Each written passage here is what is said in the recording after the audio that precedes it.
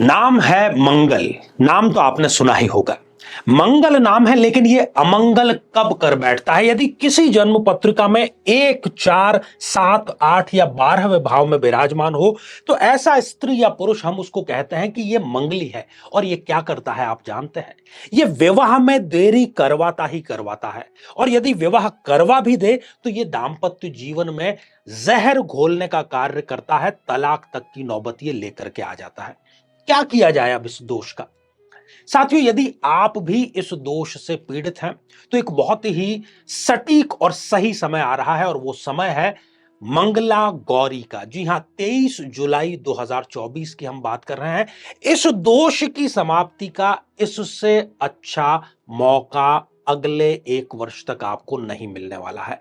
तो यदि आप भी इस स्रोत का पाठ अपने निमित्त कराना चाहते हैं, विवाह करना चाहते हैं, दाम्पत्य जीवन में रस घोलना चाहते हैं, तो इस विलक्षण अनुष्ठान में आपको अवश्य भाग लेना चाहिए, क्योंकि यह मंगल दोष निवारण का ब्रह्मास्त्र है।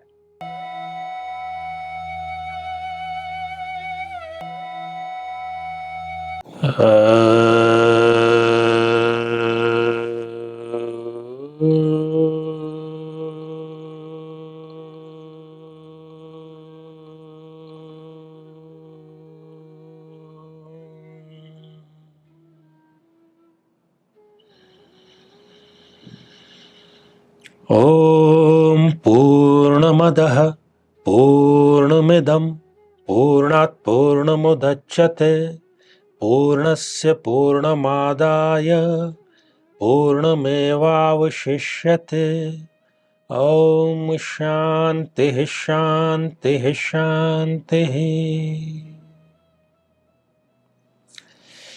तो मेरे बहुत ही प्रिय और बेहद सम्मानित साथियों, हृदय की असीम गहराइयों से अभिनंदन, बहुत बहुत हार्दिक स्वागत।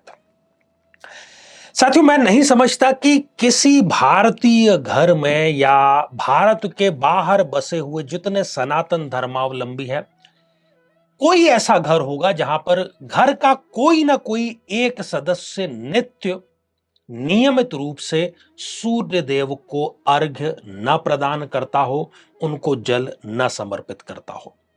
ऐसा हो ही नहीं सकता। बहुत ही साधारण सा प्रयोग है, और हम अपनी आस्था, अपनी निष्ठा, अपना विश्वास, अपनी परंपरा को ध्यान में रखते हुए इसके पीछे का विज्ञान चाहे समझे ना समझे, लेकिन सूर्य देव को अर्घ्य जरूर दे देते हैं। क्योंकि हम जब आसमान की तरफ देखते हैं तो हमें सूर्य एक प्रत्यक्ष देव के रूप में नजर आता है। आज साथियों, यहां पर इस एपिसोड को बनाने का जो सबसे बड़ा, सबसे परम उद्देश्य है, वो उस समय को लेकर के है कि सूर्य देव को जल, सूर्य देव को अर्घ्य आखिर कब समर्पित किया जाए, क्या शास्त्र सम्मत है, क्या सही है, क्या गलत है। कारण बहुत आसान और बहुत ज्यादा पूछा जाने वाला था आप लोगों की ही तरफ से।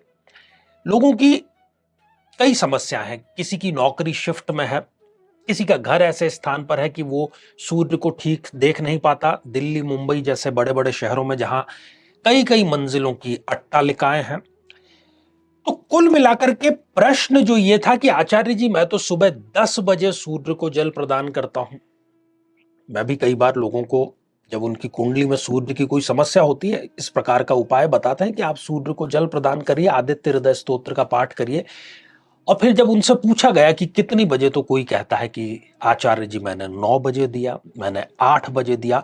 मतलब बहुत ही कम ऐसे जातक, ऐसे लोग थे जिन्होंने सही समय पर, अर्थात सूर्य नारायण का जब आगमन होने को है, जब आप उनको देख पाए, दर्शन कर पाए, तब उनको अर्घ्य देने का अर्थ निकलता है। आप देख ही नहीं पा रहे हैं, आपकी आंखें चौंधिया जा रही है, और वैसे भी जब सूर्य अपने प्रचंड तेज पर होता है 9 बजे या उसके बाद में, उस समय सूर्य को नंगी आंखों से देखना आपकी आंखों के लिए भी हानिकारक है। प्रातः काल जब सूर्य नारायण अभी उदित हुए ही हुए हैं, तब उनकी रश्मियों में शीतलता होती है, वातावरण में शीतलता होती है। और उस समय जब आप अर्घ्य देते हैं, अपने कंधे के समकक्ष, आपका कंधा और जो लोटा, जो पात्र है तांबे का, वो दोनों एक समकक्ष होने चाहिए। और उस जल में से जो छन छन के सूर्य नारायण की रश्मियां आती है, वो आपके स्वास्थ्य को आरोग्य देने वाली, आपके नेत्र ज्योति को वर्धित करने वाली, आपके मानसिक स्वास्थ्य को वर्धित करने वाली होती है। खैर, तो एक बहुत छोटे से उदाहरण से हम ये जान लेते हैं कि सही समय क्या है। साथियों, आपके कोई पूजनीय है, पूजनीय है, महापुरुष हैं, आपके गुरु हैं, जो भी है, आपके लिए कोई महत्वपूर्ण व्यक्ति है मान लीजिए, और वो कल आपके शहर के रेलवे स्टेशन पर पधारने वाले हैं। वहां से वो अपने आश्रम, अपना मठ, अपना गंतव्य जो भी है वहां जाएंगे। तो सबसे पहले तो कुछ ऐसे व्यक्ति होते हैं कि ट्रेन अभी आई ही नहीं है, उससे पहले ही वो फूल, मालाएं और जो भी साजो सामान है, जो भी उनकी श्रद्धा का है, ट्रेन आने से पहले ही प्लेटफॉर्म पर तैयार खड़े हैं। पता कर लिया है कि किस कोच में है, वो कोच कहां पर आएगा, और उसके ठीक सामने वो खड़े हैं। ये पहले दर्जे के लोग हैं। दूसरे दर्जे के जो लोग हैं, वो अपने घर का कोई पहले आवश्यक कार्य कर लेते हैं। सोचते हैं कि ट्रेन कौन सी समय पर आ जाएगी, भारतीय ट्रेन है, बहुत कम समय पर चलती है। तो आपके जो वो महापुरुष थे, उनकी ट्रेन आ भी गई, वो ट्रेन से प्लेटफॉर्म पर उतर भी गए, और प्लेटफॉर्म से वो पार्किंग स्थल या रेलवे स्टेशन का जो मुख्य द्वार है वहां तक भी आ गए। और अब जो आप हैं, आप दौड़ते भागते हुए पहुंच रहे हैं कि गुरुजी लेट हो गया, ये हो गया था, फलाना हो गया था। आप क्षमा याचना करते हैं। कृपा के पात्र तो आप भी रहेंगे उनकी नजर में, आप आए हैं। एक और भी तीसरे दर्जे के लोग होते हैं। ट्रेन आ गई, गुरुदेव, आचार्य जी, आपके मेहमान, महापुरुष उतर भी गए, अपने वाहन में भी बैठ गए, जहां पर उनका मठ, आश्रम, गंतव्य स्थल था वहां पहुंच गए। अब आप वहां पहुंच रहे हैं जहां पर वो ऑलरेडी पहुंच चुके हैं, जहां पर उनका कोई कार्यक्रम था, प्रवचन था। अब वहां पर आप जाकर अपना सारा कार्य निपटा करके, घर का, ऑफिस का जो महत्वपूर्ण काम थे आपकी नजर में, वो निपटा करके फिर आप उन महापुरुष के पास में गए हैं। तीन कैटेगरी हमने यहां पर देख ली। तो चूंकि वो तो महापुरुष हैं, सूर्य का काम क्या है? आपको ऊर्जा देना, शक्ति देना।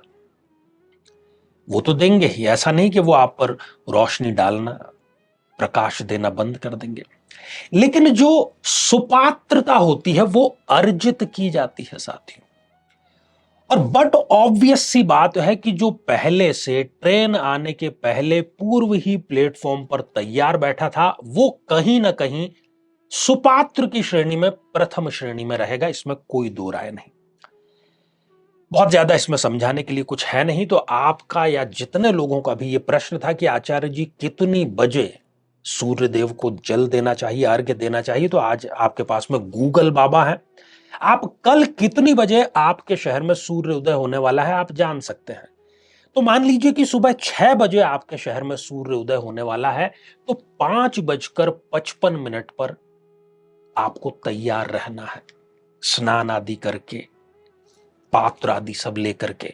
और जब सूर्य नारायण की पहली किरण आएगी और तब आप स्वागत करेंगे, वो अद्भुत होगा। और आप स्वयं अनुभव करेंगे कि पूरी जिंदगी आपने जो अर्घ दिया, और यहां एक दिन जो आपने अर्घ दिया, वो एक दिन भी पूरी जिंदगी पर भारी पड़ेगा। तो यही सही समय है सूर्यदेव को जल प्रदान करने का। और खास तौर पर जिनकी जन्म पत्रिका में सूर्यदेव मारक स्थिति में है, यात्रिक भावों में है, या राहु केतु के साथ में ग्रहण योग वो बना रहे हैं, तो उनको तो जरूर ही जरूर ये कार्य करना चाहिए। समय संबंधी आपकी जो शंका है वो दूर हो गई होगी। साथियों, यदि आप भी अपनी जन्म पत्रिका का विश्लेषण कराना चाहते हैं, मिलना चाहते हैं मुझसे, और अपनी जो भी समस्या है जन्म कुंडली की, उससे मुक्ति प्राप्त करना चाहते हैं, तो आगामी दिनों में मैं जो स्क्रीन पर आपको नजर आ रहा है इन शहरों में उपस्थित रहूंगा। तो अधिक जानकारी के लिए आप टेलीफोन करके जानकारी जो है वो ले सकते हैं। एक और बात शुरुआत में मैंने बात की थी, उसको मैं भूल रहा था कि ये बात दीगर है कि जिसकी शिफ्ट में नौकरी है उसके लिए ये थोड़ा मुश्किल होगा। लेकिन कई लोगों की ये शिकायत है कि आचार्य जी, मेरे घर से, मेरी घर की खिड़की से, या इवन छत से भी सूर्यदेव जब उदित हो रहे हों वो दिखाई नहीं देते। तो या तो आपके पास में समय है कुछ दूर जाने का तो वो जाइए, नहीं तो आप पूर्व दिशा की ओर मुख करके भी यदि जल समर्पित करेंगे तो वो सूर्य नारायण है, सृष्टि को वो चला रहे हैं, ऊर्जा के एकमात्र स्रोत है, उनसे ही सब कुछ है। आपको वो इसके लिए क्षमा जरूर कर देंगे। तो कुल मिलाकर के सही समय पर यदि आप जल समर्पित करते हैं तो वो आपका जो है वो आपके दर्जे को बढ़ाता है, आपको सुपात्र बनाता है और कहीं ना कहीं वो आपको सूर्य की तरह तेजस्वी भी जरूर बनाएगा। तो साथियों, आज के लिए केवल इतना ही, और इसी मंगल कामना के साथ में कि आप सभी स्वस्थ, समृद्ध और शांतिपूर्वक जीवन व्यतीत करें। नमस्कार।